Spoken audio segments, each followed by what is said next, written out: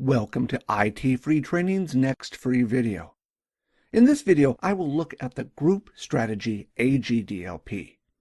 Agdlp is a role-based strategy which, when used in your organization, can simplify day-to-day administration. Role-based means that permissions are granted based on what role or roles the user has in the organization. Since it is a role-based strategy, it does not require the administrator to have knowledge of how permissions have been assigned to the resources that are being controlled. This allows access for a user to be easily changed, for example, if they change jobs in the organization. Also, Agdlp provides easy auditing.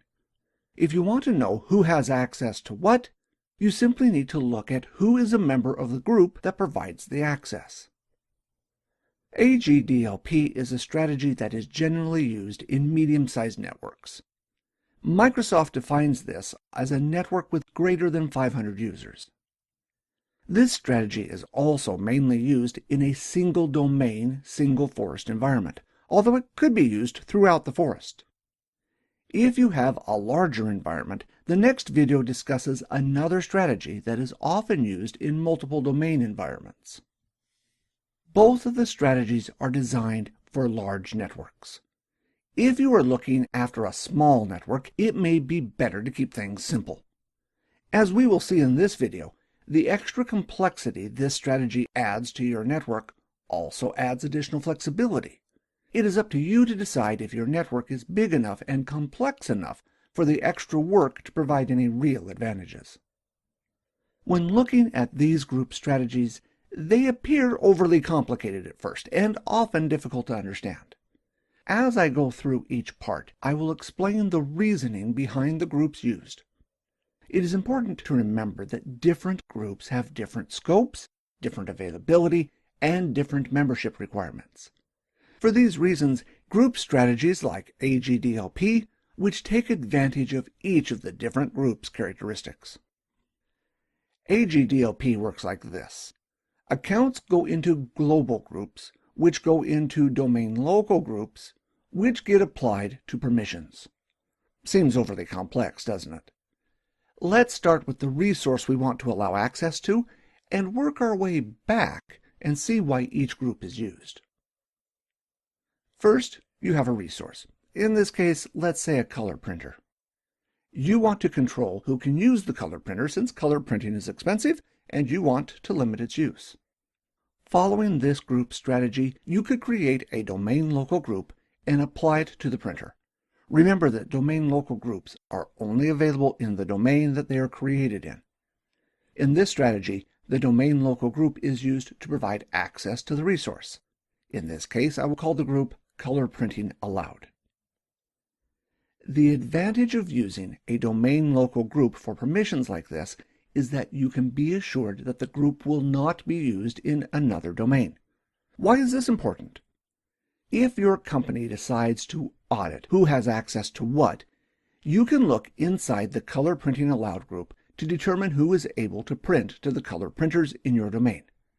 If the group was available for use in another domain by other administrators, you would not know what resources this group was used on and even if the group was used at all.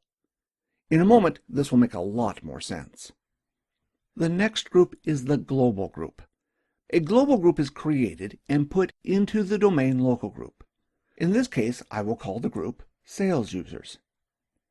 I could also create another group called Marketing Users and put this group in the domain local group Color Printing Allowed. Remember that global groups only allow users, computers, and other global groups to be put in them that come from the domain that the global group was created in. This may seem like a limitation, but let's consider what we have done when the permissions for the color printers are audited.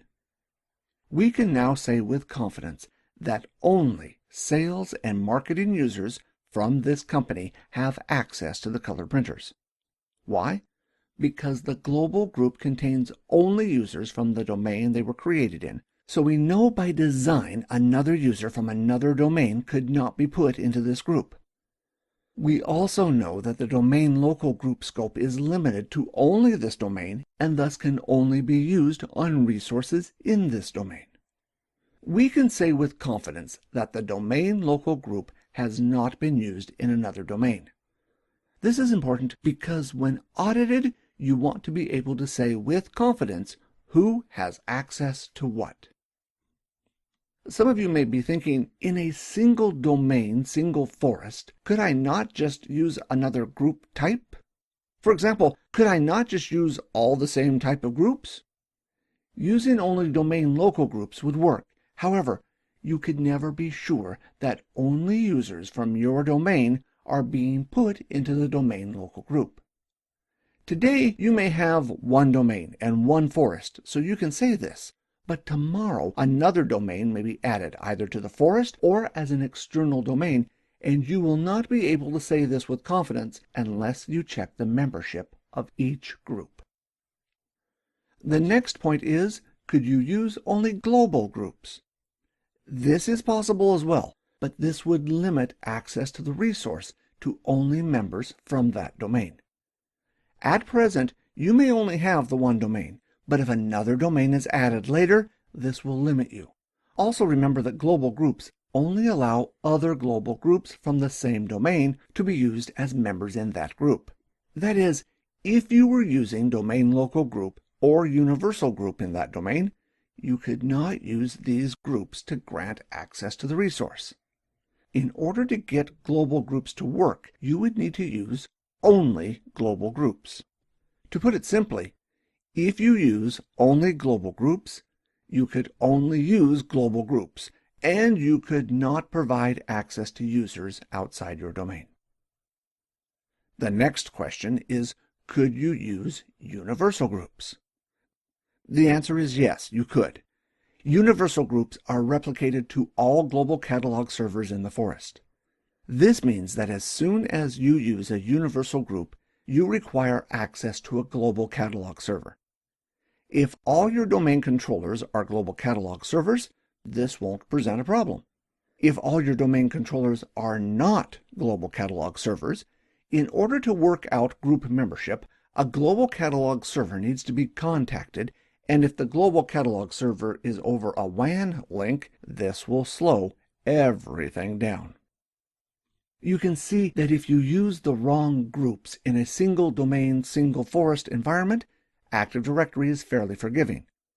Let's look at what happens when I add an extra domain in the mix and use Agdlp.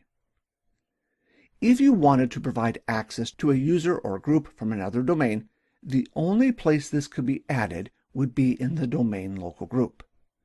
Following the strategy, let's say that the sales global group from the high-cost training domain is added to the domain local group that controls color printing access. When it comes time to audit who has access to color printing, we now know that sales and marketing from this domain and also the sales staff from the high-cost training domain are able to use the color printers. You can see that Agdlp can be used in a single domain and a multiple domain environment to control access. Access can be quickly changed and audited. Let's review what was covered in this video. Agdlp is a group strategy that can be used in your organization to simplify group administration. It is a role-based authorization strategy, so permissions are assigned to users based on their role in the organization. Using role-based authorization makes it simple to change permissions when a user requires different permissions. Using Agdlp, accounts are placed into global groups. Global groups allow membership only from users and computers in that domain and other global groups in that domain. This means that when the group is used in your organization, you can say with confidence that only users from your domain are in that group. Global groups are placed in domain local groups. Domain local groups can only be used in the domain that they are created in. Thus, you can say with confidence that the group is only being used to provide access to resources in that domain. Domain local groups also allow users, computers, global groups, and universal groups to be added from other domains. This allows easy auditing of the group. If you want to know who has access to a particular resource, look at the members of the domain local group, and this will tell you. Lastly, the domain local group is assigned to the resource. For example, if you had a public share, you could create two groups called public share read and public share modify. If you were now asked who had access to the public share, you look inside these groups and you can say which groups have access. If the sales group was in the read-only group and needed modify access, you could simply move the sales group from the read group to the modify group. Notice that using this approach does not require the administrator to have any knowledge of which servers the public shares are located on. In the next video, I will look at another group strategy called Agdlp. If you have not already guessed, this is the same strategy, but uses universal groups as well. This strategy is used in a multi-domain environment. Using universal groups gives you some additional flexibility and features that are not available using Agdlp. As always, thanks for watching.